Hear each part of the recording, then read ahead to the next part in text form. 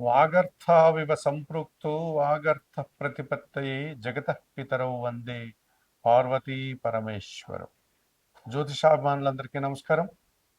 2025 July మాసంలో 12 రాసుల వారికి మాస ఫలితాలు.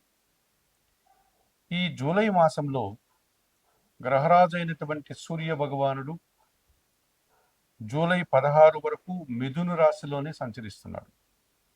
జూలై నెల 16 తర్వాత ఆయన కర్కాటక రాశిలోనికి ప్రవేశించి తన యొక్క సంచారాన్ని అక్కడ కొనసాగిస్తాడు. కుజగ్రహము సింహరాశిలో ఈ జూలై మాసమంతా కూడా ఆయన సంచారం కొనసాగుతుంది. ఇదివరకే సింహరాశిలో కేతు ఉన్నాడు కనుక కుజ కేతువుల కలయిక అన్నటువంటిది జూలై మాసంలో సింహరాశిలో ఉంది. బుధుడు కర్కాటక రాశిలో ఈ జూలై మాసం అంతా కూడా తన సంచారాన్ని కొనసాగిస్తున్నాడు. గురువు మిథున రాశిలో సంచరిస్తున్నాడు. అలాగే శుక్రుడు వృషభ రాశిలో స్వక్షేత్రంలో తన సంచారాన్ని కొనసాగిస్తున్నాడు. శని భగవానుడు మీనరాశిలో సంచరిస్తున్నాడు. రాహువు కుంభరాశిలో, కేతువు సింహరాశిలో. ఈ రాహుకేతువులు ఇద్దరు కూడా రాహు కుంభరాశిలో, కేతువు సింహరాశిలో సంచరించడం వల్ల కర్కాటక, సింహ, మకర, కుంభరాశుల వారికి ప్రబల కాలసర్పదోషం ఉంది. అలాగే సింహరాశిలో కుజకేతువులు సంచారం కొనసాగించడం వల్ల కొన్ని రాశుల వారికి కొన్ని అనుబంధాలతో కానీ, కొన్ని సంస్థలతో కానీ, లేక కొన్ని పనిచేసేటువంటి కార్యాలయాల్లో కానీ ఎడబాటు ఏర్పడ్డం, లేకపోతే కొన్ని విషయాల్లో ఏదైనా వివాదాలు ఉంటే పరిష్కరించుకునేటువంటి పరిస్థితులు, భూ లాభాలు, వాహన లాభాలు, అలాగే కొంతమందికి అనారోగ్య సమస్యలు, ఆపరేషన్లు, కొంతమందికి ప్రమాదాలు, వాహన ప్రమాదాలు, ఇలా వైవిధ్యమైనటువంటి ఫలితాలని ఈ కుజకేతువులు ఇస్తున్నారు. దీంతోపాటు దేశ గోచరాన్ని అనుసరించగన పరిశీలిస్తే విమాన ప్రమాదాలు, అలాగే వాహన ప్రమాదాలు, సునామీలు, భూకంపాలు, మనకు పరిసర ప్రాంతాల్లో ఉన్నటువంటి దేశాల్లో యుద్ధ వాతావరణం, ఇవన్నీ కూడా చెప్పుకోదగ్గ అంశాలుగా ఈ కుజకేతువులు కలిసి ఉన్నంత కాలంలో జరిగేటువంటి అవకాశాలు మనకు కనిపిస్తున్నాయి. ఇదివరకే కొన్ని ఉదాహరణలు కూడా మనకు జరగడం జరిగింది, మనకందరికీ తెలిసిన విషయాలే. జూన్ 26వ తారీఖున ఆషాఢ మాసం ప్రారంభమైంది.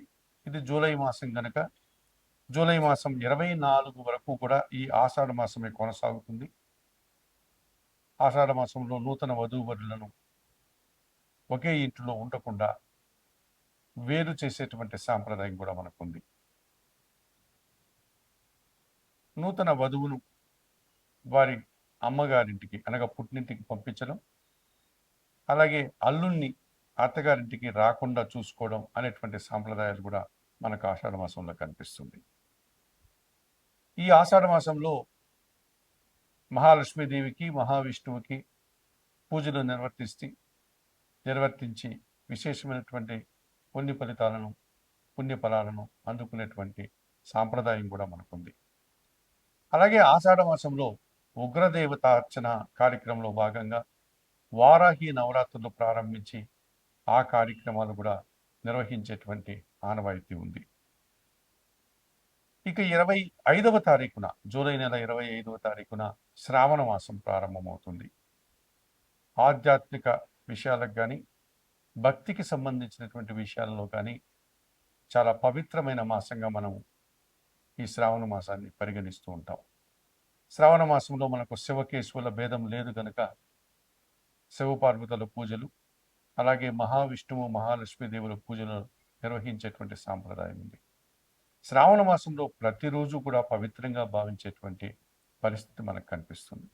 శ్రావణ సోమవారాల్లో, అలాగే శ్రావణ శుక్రవారాలు, పౌర్ణమి రోజు, వరలక్ష్మి మహావ్రతం, ఇలా అనేకమైనటువంటి పర్వదినాలు శ్రావణ మాసంలో మనకు వస్తాయి.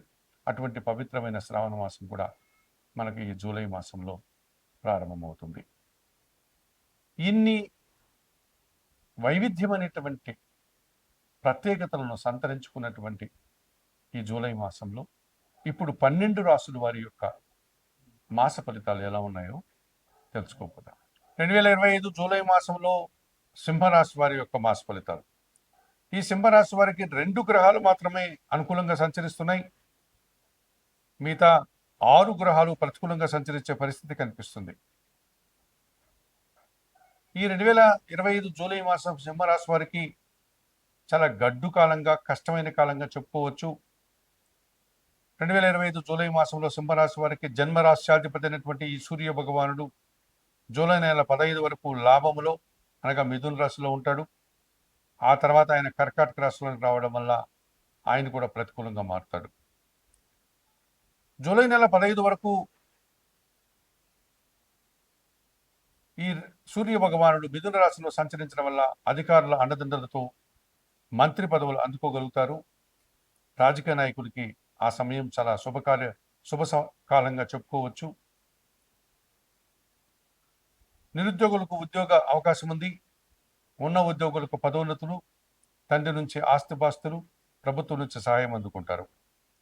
పంచమ అష్టమాధిపతి అయినటువంటి గురువు ఈ నెలంతా లాభంలోనే మిథున రాశిలో సంచరించడం వల్ల కొన్ని మీ ఆలోచనలు కార్యరూపం దాలుస్తుంది.